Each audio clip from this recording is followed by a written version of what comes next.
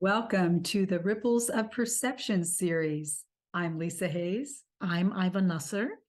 We're so excited you're here joining us because just as casting a pebble into a pond creates ripples, so do we as we go through life. Please stay with us through the series as Lisa and myself, in each segment, share a variety of stories, downloads, and experiences that enrich our understanding of perception. Are you ready to get started? More than ready.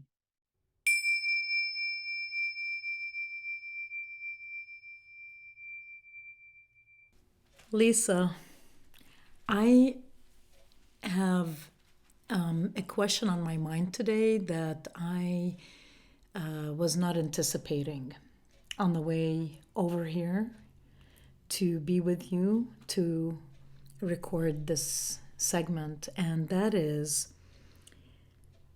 I love life. I have had moments in my life where I haven't loved life as much, or there were moments where maybe hardly, but I've always wanted to be here. I've always wanted to be here. On the way over, on my drive, I just had this odd feeling. What if I am dying? Or what if I get the news tomorrow that I have a limited time on this earth? And I'm not playing into it or bringing it on. None of that. It was almost a whisper that came to me, and I don't know if it's for me or someone I know, or picked up on the energy of the person driving the car next to me. I don't know, but in an instant, I just felt myself exploring this what if. So, so what if I am dying? And where I found myself, the next question was, will I bring to this moment and this whole process of dying, will I bring to it the same like ingrained ability to surrender and go with the flow and always see the positive or the opportunity in all things, which really comes to me at this point in my life so easily. It's like innate. I mean, even the few, we're laughing about this now, but even the few seeming obstacles that almost kept us, or, second guessing whether we're to be here together today, right? But you so naturally and intuitively knew we had to. I also did. So no matter what came up, we saw it as precision, as guidance, bringing us to this moment. Instead of starting an hour and a half ago, we're starting now, and it's all perfect, right? So we have this ability from different life experiences, each of us. I'm sure you have a lot to say on this yourself. So, given who I am today, given my nature, given my alignment with my divine beingness, all of it together, I still didn't have an immediate answer to the question for myself that came up. Will what where will my where will I be in that moment? I don't know. Very interesting. And to capitalize on what you just said about some of the obstacles happening this morning, we won't go into the details, but there were several. And we are going through life with lots of challenges. Everyone goes through life, some with much bigger challenges than others. The emotional charge attached to the challenge is the key part. The challenge itself, the story, might not be as big as somebody else's that doesn't have as much of an emotional charge. However, the challenges in life can pose the question to ourselves, do I want to be here? There are just way too many challenges for me to handle right now. I don't think I want to be here. And as you alluded to, there may have been times in your life where you question that, and then you're questioning, even as recently as last night, what would it feel like if I knew I was going to die? Like if we're in the middle of a earthquake or something, and it looks like we're going to die, or we're getting ready to crash our plane. Actually, wasn't that the dream you shared with me from last night? This thing happened. This question came to me literally as I'm about to pull into your driveway. Right. So, and you mentioned something about having a dream a couple nights ago. Right, I did. I had a dream a couple nights ago. Something I can't remember exactly whether I was in a plane and it was going to crash, or whether it was an accident that was going kind of a little slow enough to, or an act of God that was going slow enough for me to cognitively appreciate that death was imminent, and how did that feel like. And I have never been in that situation in my current life, so I didn't know what the feeling was. But in my dream, I got to explore the feeling. And I must say, it wasn't terrifying. It wasn't necessarily pleasant, yet it wasn't terrifying. Getting back to our segment about life and death and scared to die and scared of death to die and things, it was interesting that I had that dream. However, I think that some people that are dying a slow death or whatever, they want to be here, yet their body just doesn't allow them to be. And that's something they have to grapple with and come to terms with and let go and cross over. And others have a beautiful body, very healthy, yet their challenges are so complex and so difficult that they tell themselves, I don't want to be here. They're not suicidal necessarily, yet I don't want to be here. And I had an experience like that. I can go into it a little bit later, where, I had so much pain. I felt like, I don't want to be here right now. This is too much. So I remember my turning point that gives me the answer that I'm looking for today. That turning point happened when I was a little girl in the shelter of the building in Beirut. So we can refer to it right now as like the bomb shelter, right? Because it was in a moment when the city was on fire. It was on fire metaphorically, and I'm sure in some areas, excuse me, actually. But anyway, so we were seeking shelter, and I was a little girl, and of course I was scared and panicked and hearing all the sounds of war outside. And I remember asking myself, will I live or will I die? And long story short, I went into I was trying to invoke some kind of relaxation.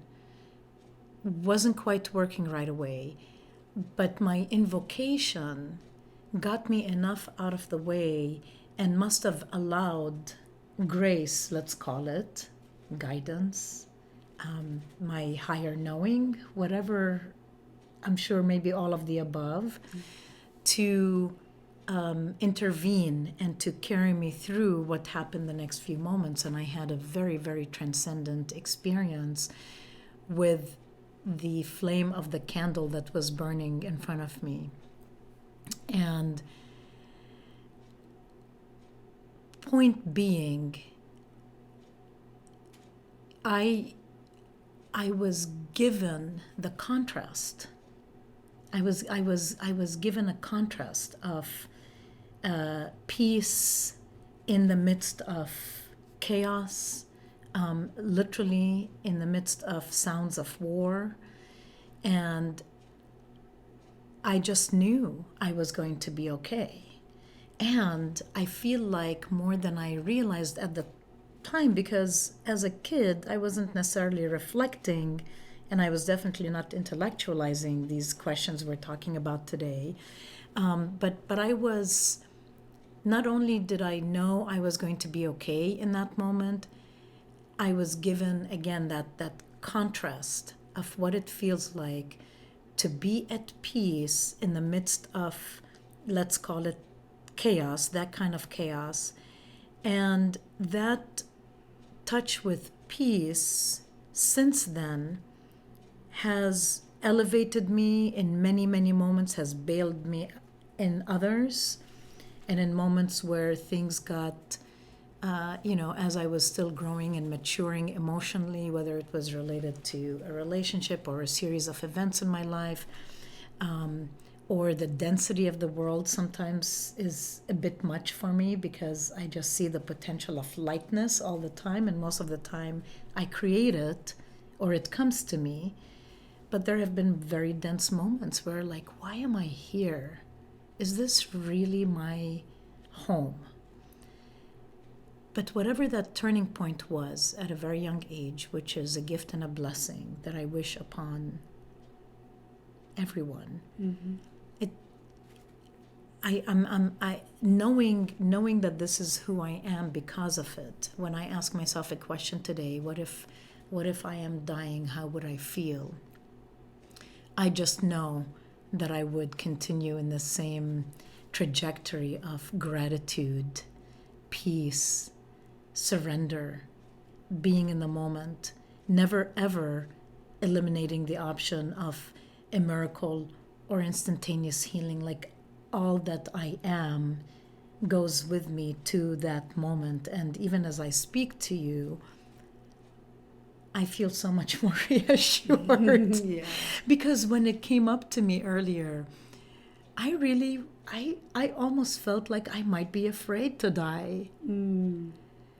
Not to die, but to leave things behind.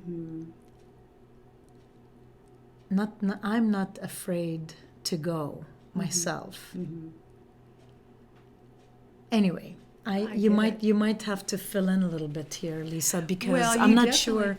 Yeah, I'm not sure exactly where this you're is headed. going. Yeah. Well, I feel like you definitely wanted at that point in time, and still do, to be here. The statement, I want to live, is a profound statement. The statement, it is safe to be here, is also very, very amazingly strong and high frequency. And a lot of people, maybe they feel two things. I don't want to be here, and I don't feel safe to be here. Now, in the bomb shelter, you may have not felt safe, but you wanted to be here regardless. And that's amazing. So, the kind of segueing from the I don't want to be here, a lot of people might feel like it's not safe. And so that's another issue. I feel like you were able to transcend, in the light of the candle flame, this fear, this being scared as a young child, and saying, hey, I am glad to be alive, and I'm going to be okay. And this is a huge shift for people if they can come to that. It was mostly, if not entirely, let's say, energetic, though, because I was a kid. Definitely all energetic. Yeah, it was Because it wasn't safe physically. Well, it wasn't safe. Who knows? That so many pieces that go into that moment, and it wasn't just the war happening on the outside.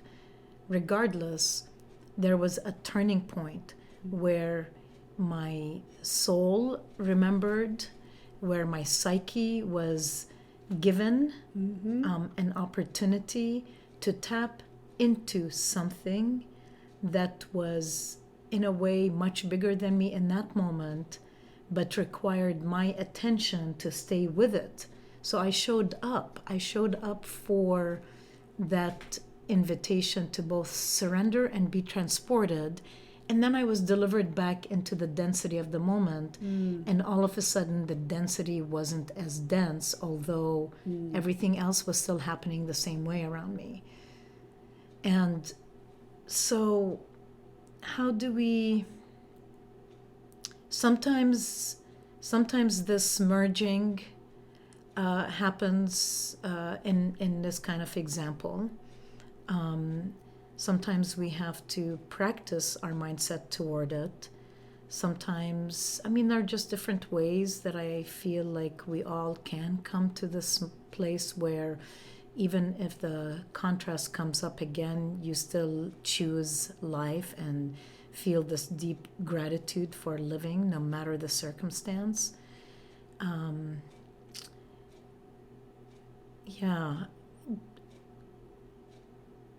So what is the basis of that, though? I mean, can you relate? What experiences have you been through?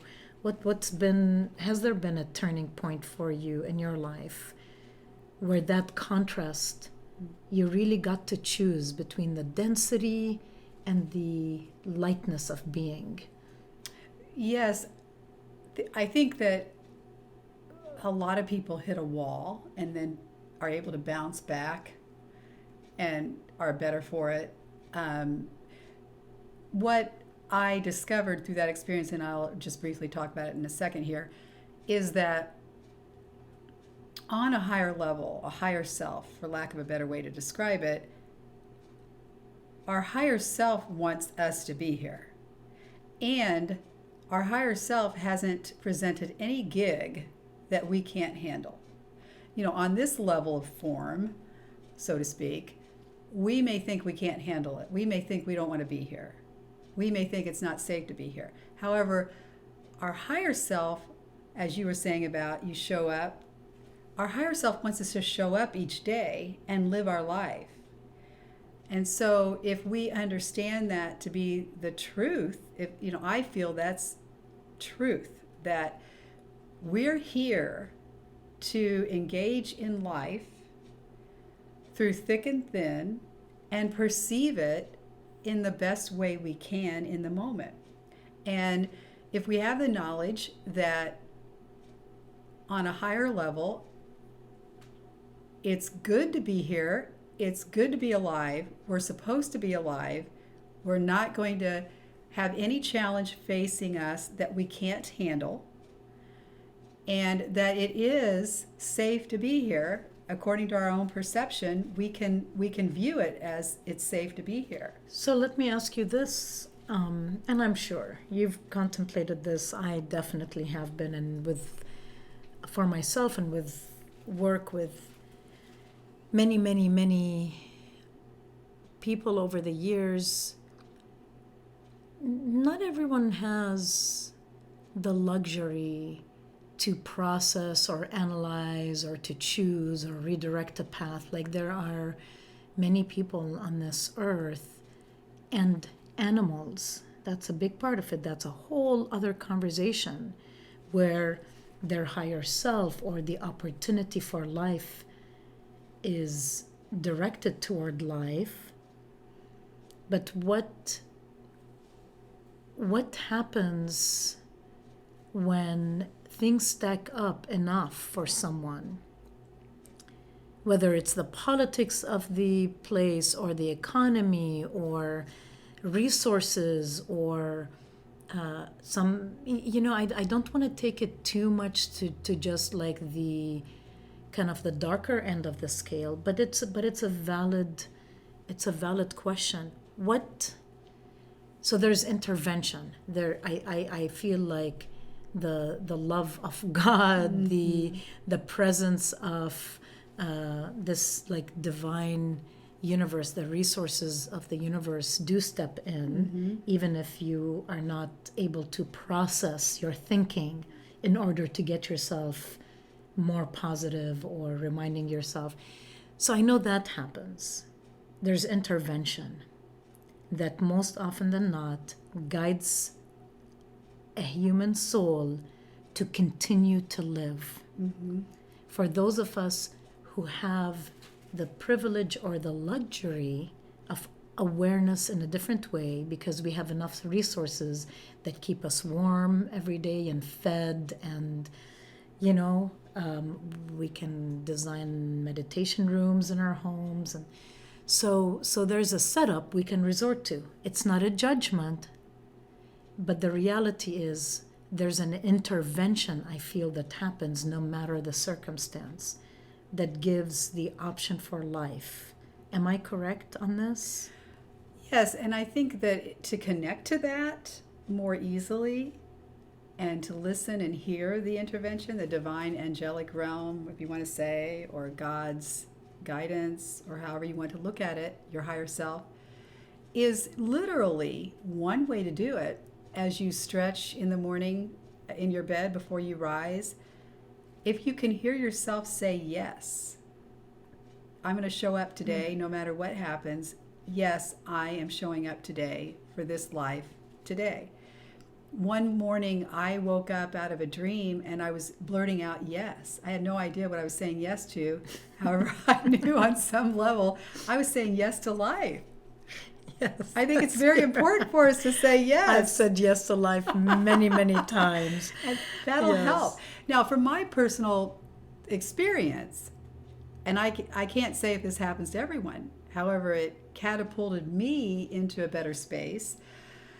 One point during my divorce proceedings, it was back in like 2010, or maybe 2009. I can't remember which. I'd have to go back and look at my notes because I journaled a lot. I literally had some things revealed to me one Friday morning. I was thinking about it the night before on Thursday. Some friends said something to me, and I got up the next morning and started to look at some stuff, and something was totally revealed to me that blew me out of the water to the point where it caused me so much pain from a standpoint of betrayal. I'm not talking about your normal betrayal. This was horrible. That I realized, and I don't know anybody out there, if you want to comment on this, if you've had this happen in your life, I was able to be aware, Iva, that if I went deeper in pain, that I would implode. So I basically got to feel the bottom denominator of what I was able to handle in this lifetime in terms of pain. And I've never been anywhere close to that now, that level of pain. Somehow I was aware, though, that if I went any deeper, I was going to implode. And definitely at that moment, I did not want to be here. It was so painful.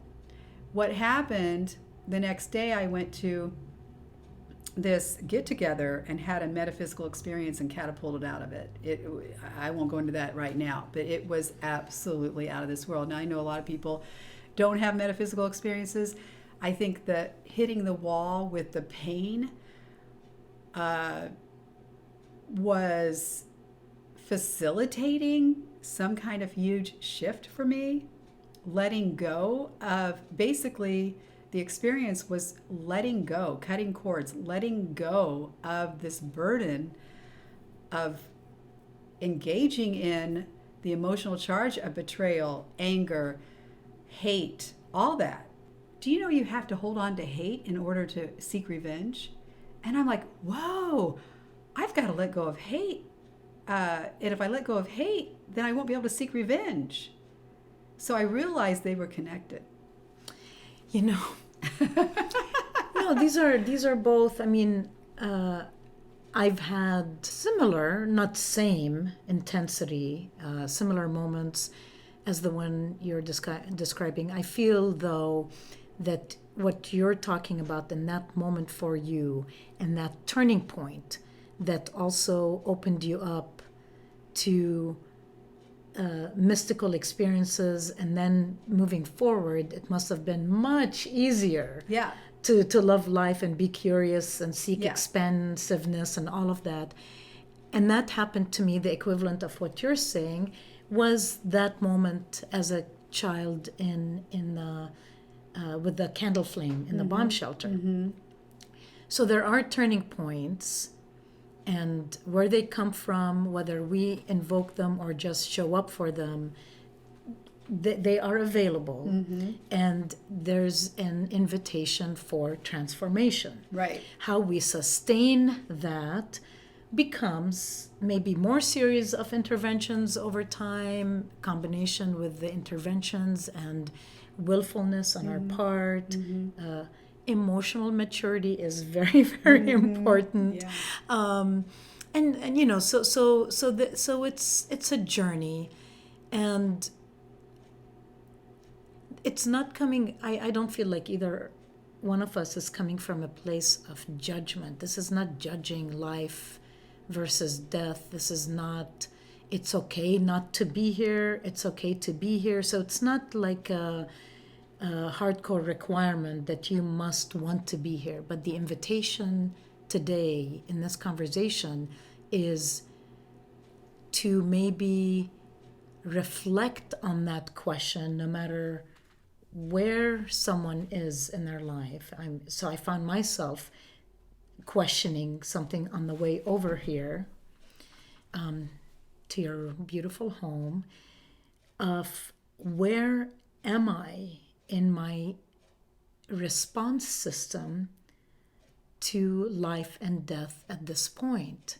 And for some reason, it worked through me almost to like this extreme feeling. I've never felt it before, to the extent that, the last little stretch, being just coming off a highway into a more commercial strip, and then, like a gas station that has probably been around for a while.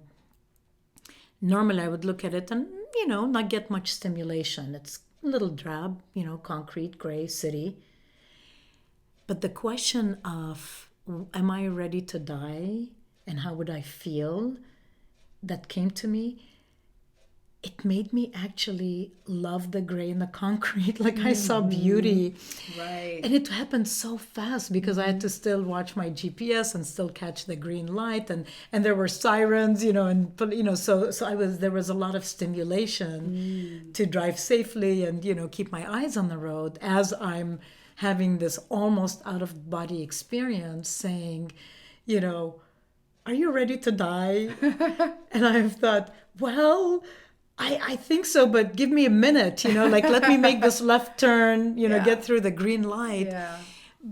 But I found myself being attached to even this like most kind of drabby feeling little stretch of a road. I did not want to leave. You wanted to be here. I wanted to be here. Right. So anyway, it's interesting, and I feel like it's for me, and I also know that we show up for these segments lately with Ripples of Perception. We just allow ourselves to go with inspiration to what we end up sharing on these segments, even if we had a sweet little outline that we thought it would go in one direction, but it clearly, so we were getting assistance, I think, and guidance to what really, really needs to be shared today. Right. Yeah, so. Yeah. I wanted to also talk about, in terms of perception, just share briefly. So I was at this gathering. It was like 15 women, and I only knew one person, the organizer. And as I walked in on Saturday, thinking I was just my normal self, even though I was processing this huge pain that wasn't as bad as the Friday morning. So this is back to your story. Yeah, back to my story. Okay, I'm sorry. yes, So Friday yes. morning was, back in Yes. 2010 or 2011 was, or 09, I don't know what year. I was in so much pain, I knew I couldn't go any deeper. And so Saturday, I thought, I said I was going to go to this gathering overnight at this lake house. I think I'm going to go. For some reason, I need to go. And I walked in, and these are all energy worker ladies, and that was beyond me at the time. And I walked in and put my smile on my face, thought I was normal, right? But I was still in so much pain. the next day, that night is when I had this metaphysical experience, and the cords were detached of all this misery, okay? And the next day, these women offered, without me even saying anything, Lisa, you are not the same person that walked in yesterday. Your energy has shifted. There's so much better energy around you, or whatever, it was just their perception, but it was confirmation because I felt so much better. And they were confirming from their perception how I felt. Mm-hmm. So this is real. And people around us, what ripples out of us, people can feel. They felt my pain the day before. They felt the lightness the next day. And so I did go through a shift and got confirmation from those people. And just to wrap this up, Iva, wouldn't it be fun, I just want to say, I am grateful to be here, Iva. I am grateful for my 2 cats, my 2 children, the home I live in. Even though it's not the biggest and best, I feel like for me it's perfect. I'm grateful for you as a friend. This is the time. I'm grateful for you. I'm grateful for the wide variety of flowers. I love flowers. I'm grateful for flowers. I'm grateful for the sunshine. On this beautiful day, there's not a cloud in the sky. I'm grateful for my family, my siblings, my adopted siblings, like my brother-in-law and sister-in-law and my nephew. I'm grateful that I'm enjoying this season of my mom's life with her since my dad's passing. I'm grateful for my 4 siblings and the love and unconditional love between us, and that they're always there to help us, each other, no matter what might transpire through the years between us. They're rock solid there. And I'm grateful, and this is something that has more intensely in the last several weeks come to me. I am so grateful for my friends and for, I call them clients, just because I guess that's the role we're playing with each other right now. But I'm just so intimate with each and every one of them. And I am just so grateful for the diversity that everyone brings to my life. I just love everyone. I'm so grateful to be a human alive amongst just stories and people. I love everyone. I'm so grateful for my tennis girls that I've known since 2008, and I'm on the USTA team with them. And even though I've worked on collaboration rather than competition, it's still, I'm working through that, and I'm so grateful for them. And I'm grateful for the ability that I can still play a really good game of tennis. I played with my son, who's pretty good, out in LA, Los Angeles, a couple weekends ago at UCLA. And do you know, Iva, that he was shocked because he thought he was going to have to go easy on me because he's been playing so much. He beat me 6-3, but then I beat him 6-3. I was so grateful that we were competitive, that we were equally matched on that day. I bet he's grateful to have still a very vibrant mama. And I have to tell you, I'm grateful. I don't know if the chime that just went off on my phone is made it to the microphone. I'm so grateful it went off when it did. I have it scheduled for repeat every day at 1:22 to remind me of how grateful I am to be here in this particular moment That's every day, perfect. no matter whether I'm in a meeting, on a phone with a client. Oh. It just so was our supposed delays today with your internet going out and my car not starting and just this like build up to taking two exits that weren't the exits that I thought would bring me here, and ending up with a question of, am I afraid to die? Am I happy to live? Right. To coordinate it with this thing going off right now. So I'm beyond grateful for obvious, obvious synchronicities and gifts every single day. Every single day. And I would invite all of us, and myself mostly, because it's me who has to pay attention to how I feel, to, if I ever have these feelings of, I don't know, there's too much going on right now, I really don't want to be here, to remember what I have in my life to be grateful for. And I've had an image of this in my mind's eye the whole time we've been conversing today. I am so humbled and grateful and honored by it's not just the children, but the image in my mind's eye right now is of a child glowing, smiling, those big eyes that are deep and full of life, of these pictures and that we see of communities that are apparently living in very destitute environments with almost nothing of what we would consider something in terms of comfort of living, and they glow every day brighter than you and me and all our light put together. And I am so humbled at their ability to smile and shine. And it kind of helps wrap up what you were just saying. Oh, and how did I forget my biggest star in my life right now? Alistair, Ali Star, my 11-month-old, will be 12 months.